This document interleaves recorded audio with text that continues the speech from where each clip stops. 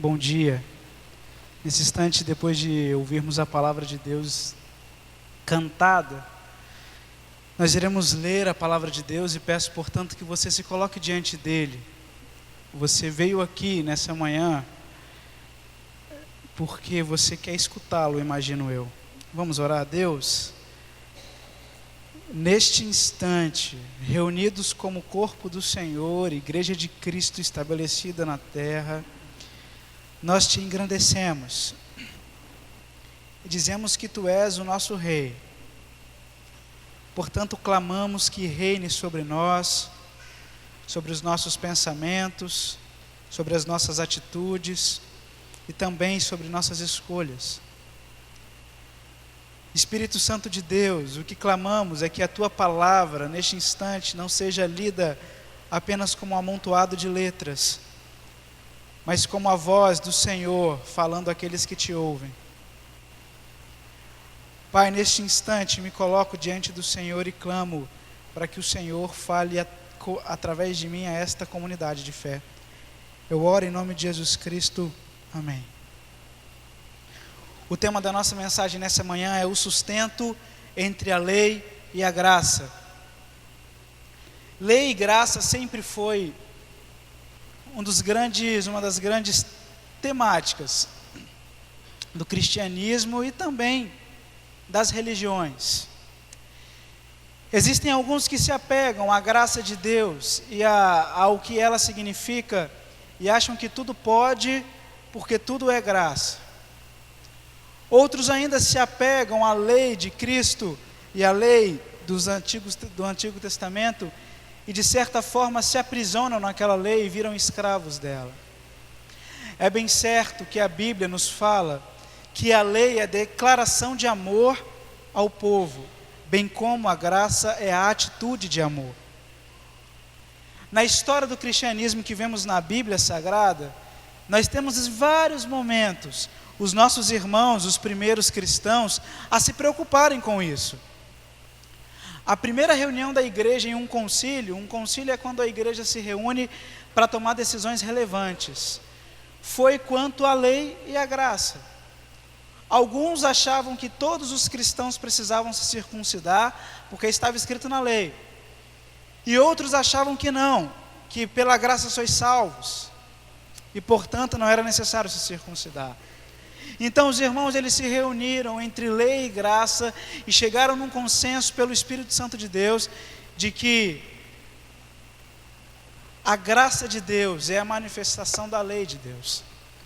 Hoje nós iremos falar de um tema que esbarra também entre a lei e a graça, que é o sustento, o dízimo do Senhor. E eu convido você a abrir a sua Bíblia na primeira carta de Paulo aos Coríntios, capítulo 9, verso de 1 a 10. Verso de 1 a 14.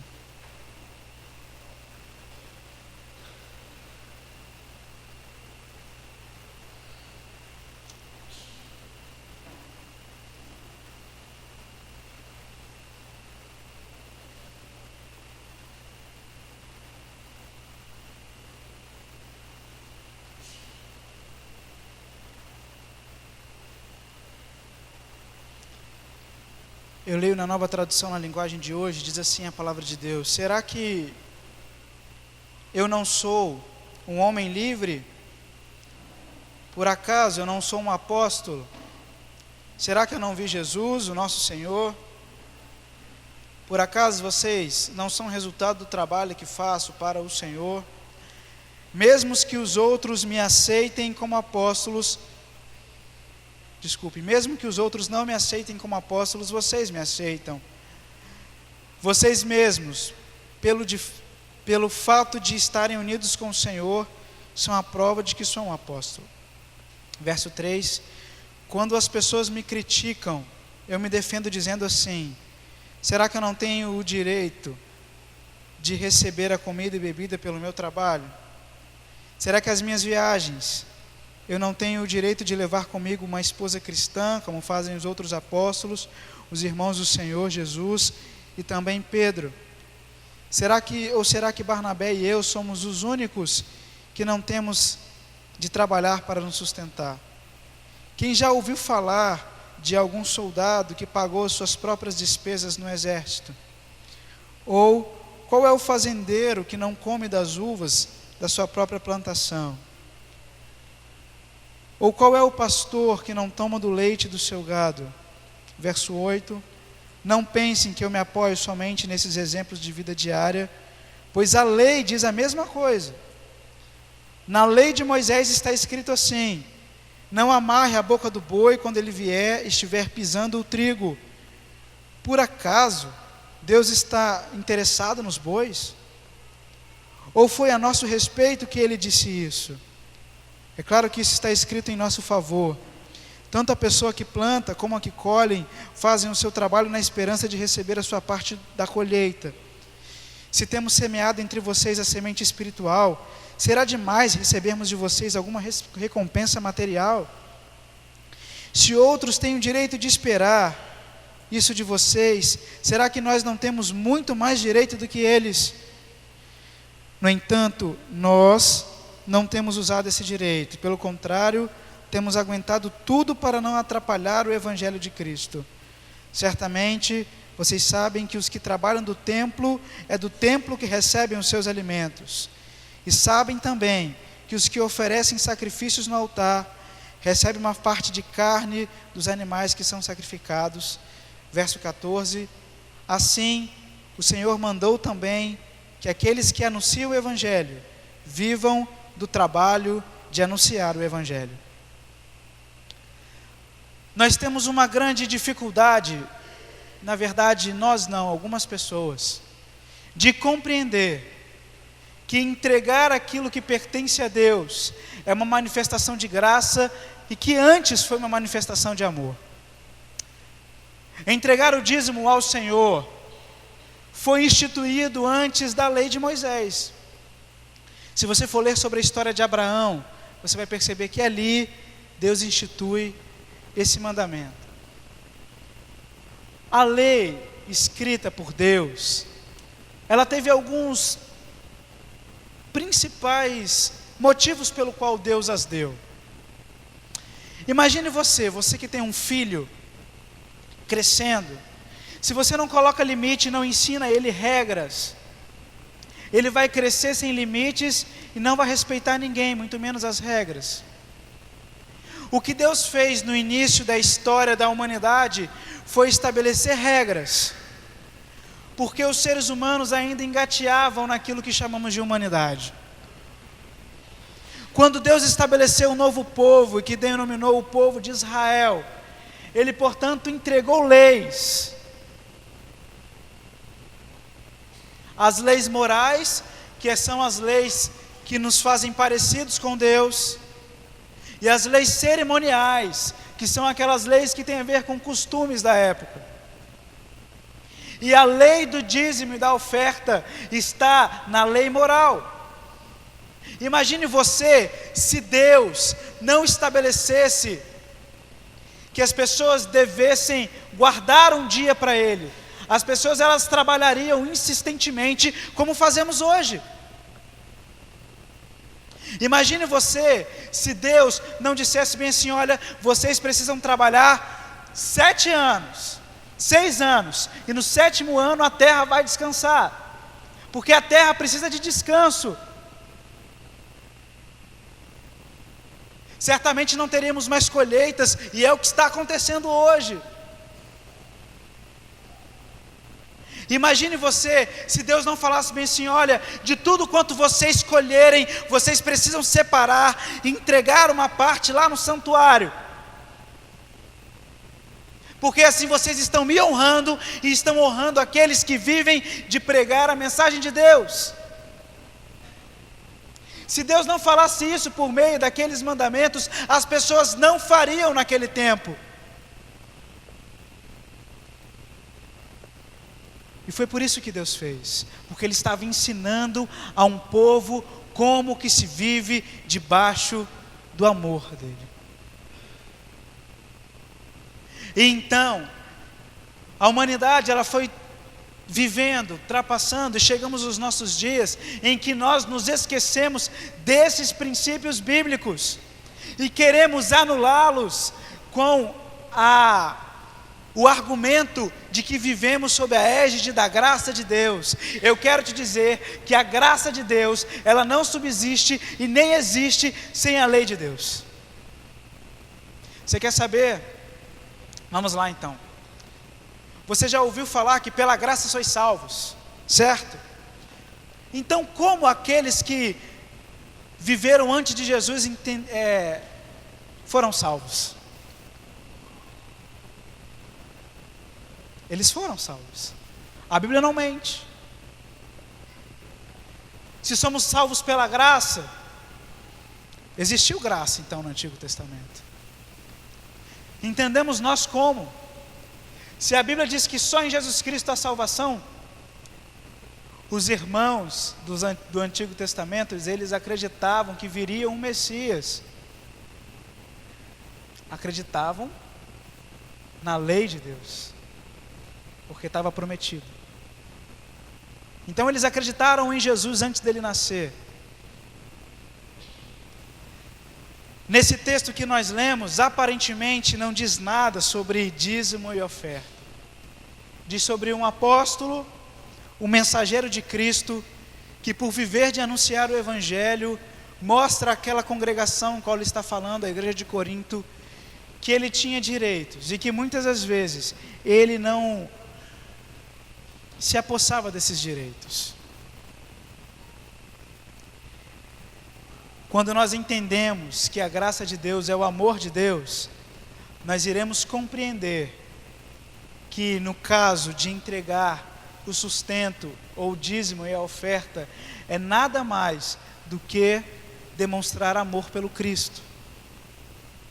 Então nós temos nas nossas igrejas algumas pessoas que ainda vivem sobre a lei de Deus, que acham que entregar o dízimo e a oferta é algo legal, que não tem envolvido amor, que você faz e tira e ponto final. Quando Cristo veio ao mundo, Ele veio completar toda essa lei, com base no amor de Cristo. Ele veio dizer bem assim: olha, vocês são meus amigos se fazem o que eu mando. Vocês provam que me amam se fazem o que eu mando. Afinal, eu quero dizer para você que se não estivesse escrito nada sobre finanças na Bíblia, ainda assim nós teríamos obrigações. Obrigações de manter esse templo com energia elétrica, obrigações de administrar tudo isso aqui,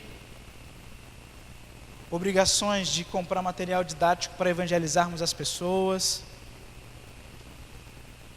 Nós temos obrigações, mas não é disso que eu estou dizendo. Eu estou falando de amor a Cristo, amor a Jesus Cristo. Eu volto a ler, portanto, o verso 14, e ele vai nos trazer alguns ensinamentos sobre o sustento entre a lei e a graça. Diz assim o verso 14 da primeira carta aos Coríntios, capítulo 9: assim o Senhor mandou também que aqueles que anunciam o Evangelho vivam do trabalho de anunciar o Evangelho. O primeiro ensinamento que a gente tem aqui nessa manhã está registrado na primeira parte desse versículo que diz: assim o Senhor mandou. Sustentar a obra de Deus, ela é uma ordem de Deus, na lei que se completa na graça. Foi Deus que mandou, e quando Paulo fala que o Senhor mandou, ele está se referindo também a Jesus Cristo. Porque no discurso dele, ele vai falar aqui para cima que ele se encontrou com Cristo pessoalmente. E no discurso dele, se você for perceber, ele também ataca essa dualidade entre lei e graça. Nós achamos que quase tudo é pecado. E nos esquecemos que quando não entregamos o sustento de Deus, o sustento de Deus não, o sustento pelas coisas de Deus, pelo reino de Deus, isso não é pecado. Quando desobedecemos uma ordem de Deus, estamos errando o alvo. E a palavra pecado nada mais é do que errar o alvo. Se Deus nos mandou fazer isso, quando nós não fazemos, entendendo a graça e o amor, nós não estamos o amando. E quando nós não amamos o Cristo, nós pecamos. Até porque é muito mais fácil, porque Jesus Cristo não cobra, né? Não chega uma cobrança lá na casa, na sua casa, seu nome não é negativado. Mas eu acho que pior do que ter uma cobrança de uma carta na sua casa e ter um nome negativado, é você não estar em comunhão com Deus.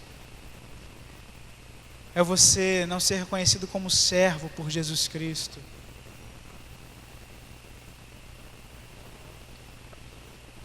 Eu estou falando aqui por uma congregação de pessoas que dizem que amam a Deus. Eu tinha um professor no seminário que ele dizia assim: dizer que ama a Deus é muito fácil. O nosso problema é dizer que ama a Deus com as nossas posses, os nossos bens, aquilo quanto produzimos. Porque quando toca no bolso, parece que o amor esfria.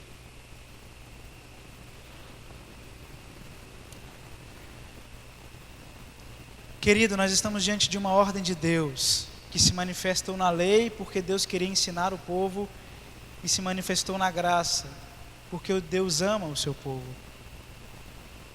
Quando você negligencia aquilo que pertence a Deus por amor e não por obrigação, você está desobedecendo uma ordem de Deus. Afinal, se aqueles que trabalham de anunciar o Evangelho precisam viver do Evangelho, existem aqueles que precisam sustentar aqueles que vivem do Evangelho. E sustentar o Evangelho, o reino aqui na terra. E se vivemos num mundo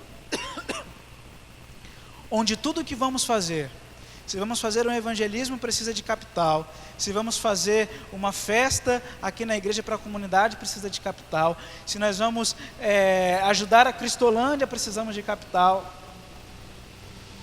Como que iremos continuar negligenciando essa que é a obra de Deus?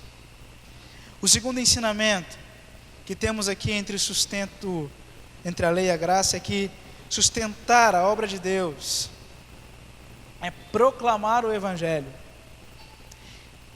A segunda parte do versículo 14 diz bem assim: assim o Senhor mandou que aqueles que anunciam o Evangelho.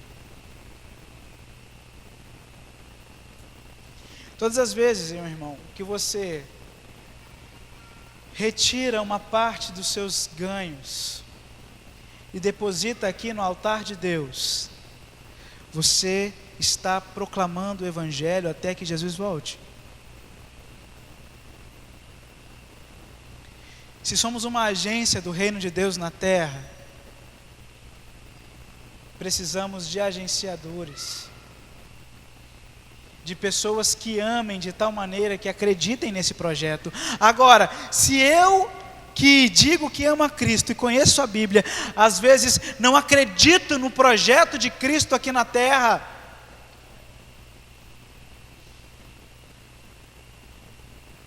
os outros não irão acreditar. Não irão mesmo.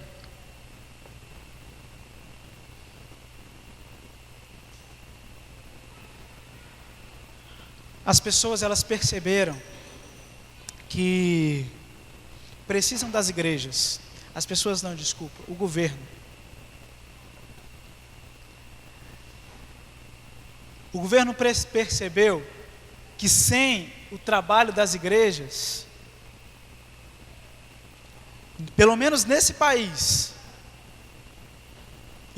esse país estaria pior. É através das portas das igrejas que crianças deixam de ser marginalizadas. É através da porta das igrejas que pessoas subnutridas recebem alimentos. É através das portas das igrejas que existe educação para algumas crianças aqui no país. É através das igrejas que existem casas-lares. E garotos e garotas em situação de risco, em situação de menores infratores, eles vão ser cuidados nessas casas-lares. É através das igrejas que pessoas que não têm o que comer vão atrás de uma cesta básica. É através das igrejas que pessoas que não têm o que vestir vão atrás de roupa e cobertor. E como tudo isso vai continuar acontecendo se nós, que dizemos que amamos o Cristo, não nos entregamos ao projeto do reino?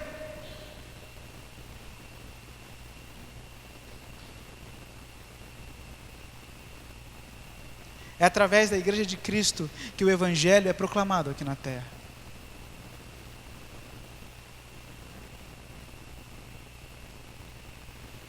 Proclamar o Evangelho de Cristo,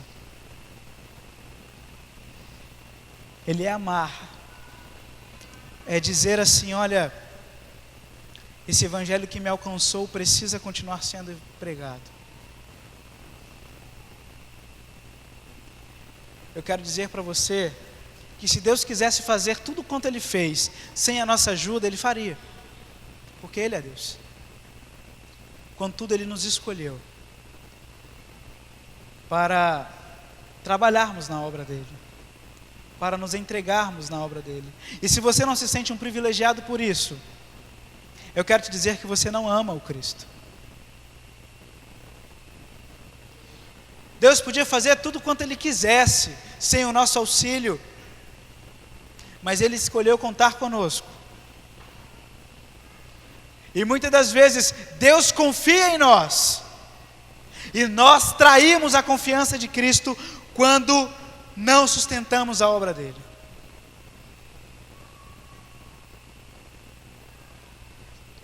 Esse texto ele continua. E temos aqui, portanto, um terceiro ensinamento: que sustentar a obra de Deus entre a lei e a graça é viver como corpo de Cristo. Olha o que diz a última parte do verso 14: assim o Senhor mandou também que aqueles que anunciam o Evangelho vivam do trabalho de anunciar o Evangelho. Quando eu entendo que existem pessoas que vivem do trabalho de anunciar o Evangelho, e que não são todas que vivem desse trabalho, eu entendo o corpo de Cristo, que cada um tem um chamado e uma missão, e que eu tenho a minha parte, o outro tem a parte dele, e que todos somos responsáveis pelo anúncio do Evangelho. Tanto aquele que está lá na frente da fileira do exército, que são os nossos missionários,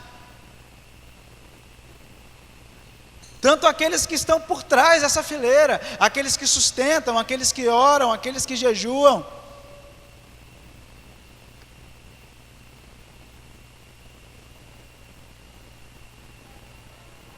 Sustentar a obra de Deus é viver o corpo de Cristo. Quando Cristo disse, e nos ensinou na verdade, que Ele era o cabeça, e nós somos a parte do corpo, significa que quando nós não fazemos a nossa parte, esse corpo vai trabalhar com dificuldade.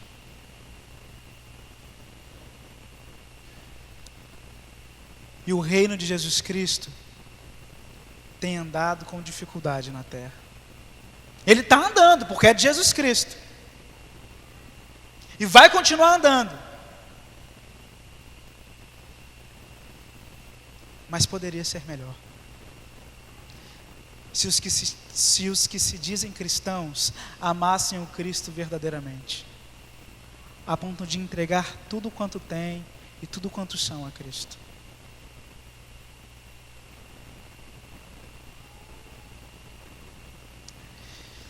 Nós temos vivido num tempo em que entregar é o princípio de receber.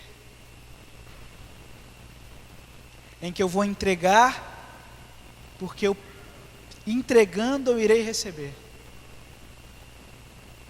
E digo isso sobre finanças mesmo. Nós temos visto templos lotados de pessoas enganadas por mentirosos, falsos profetas, enviados de Satanás, dizendo que o quanto mais elas derem para Deus, mais elas irão receber. Mentira.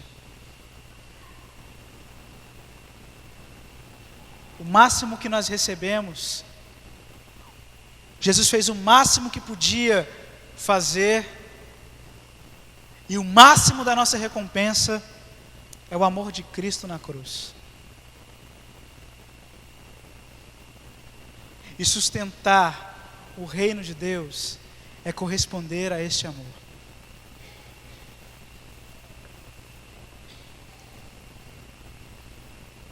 Alguns acham que Jesus Cristo, que Deus, é uma caderneta de poupança, que você vai depositando e ele vai rendendo juros e você vai receber depois corrigido. Quando que a nossa correção foi feita antes de depositarmos alguma coisa?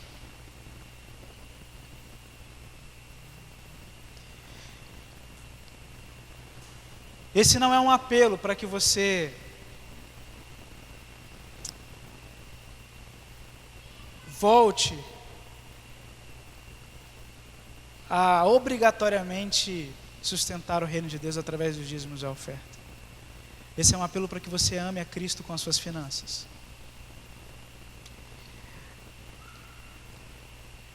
Neste momento nós iremos nos entregar a Deus. E eu quero dizer o seguinte, uma das últimas coisas que vou dizer a respeito desse assunto nessa manhã. Quando nós não honramos a Cristo e não amamos a Cristo, nós amamos o mundo e as coisas que há nele. E quando nós amamos o mundo, nós nos apaixonamos por ele. E entregamos todas as nossas forças a ele. E quando entregamos todas as nossas forças financeiras ao mundo, nós nos embaralhamos neste mundo. Eu não estou dizendo que se você voltar a sustentar a obra de Deus, suas dívidas vão acabar. Eu estou dizendo que você vai começar a entender o amor de Cristo, a ser mais sustentável e vai começar a sanar alguns pontos que eram apenas amor pelo mundo. E aí suas contas irão entrar em ordem.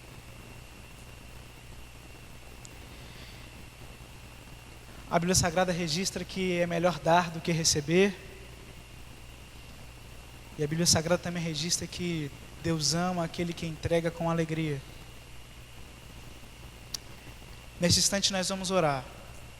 Eu quero convidar você a abaixar sua cabeça e fazer uma reflexão pessoal acerca do que você entendeu do que é amar a Cristo, acerca do dízimo e oferta.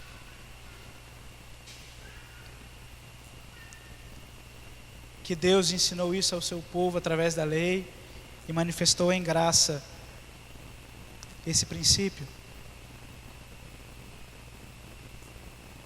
E que quando negligenciamos esse princípio, provamos que não amamos o Cristo.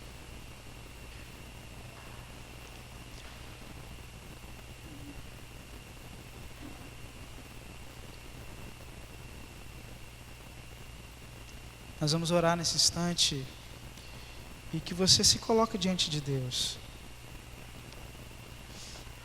Vamos orar. Senhor Jesus Cristo, Obrigado pela dádiva da sua salvação. Obrigado porque o Senhor nos escolheu. Obrigado porque estamos aqui nesta manhã ouvindo da tua palavra.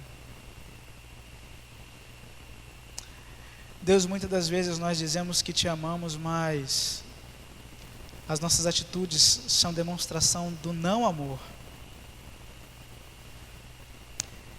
Nos perdoe, Pai, quando nós não nos entregamos ao Senhor como o Senhor quer que nos entregamos. Nos perdoe, Jesus Cristo, quando não demonstramos amor através dos nossos dízimos e das nossas ofertas. Deus, obrigado porque o Senhor nos escolheu para darmos continuidade à mensagem de salvação aqui na terra. Obrigado porque o Senhor nos fez colaboradores do reino em que o Senhor é rei. Obrigado porque o Senhor nos estabeleceu na terra como agência de Cristo, proclamadora do Evangelho. Tenha misericórdia de nós, Senhor. Perdoe-nos. Eu oro em nome de Jesus Cristo. Amém. Deus nos abençoe.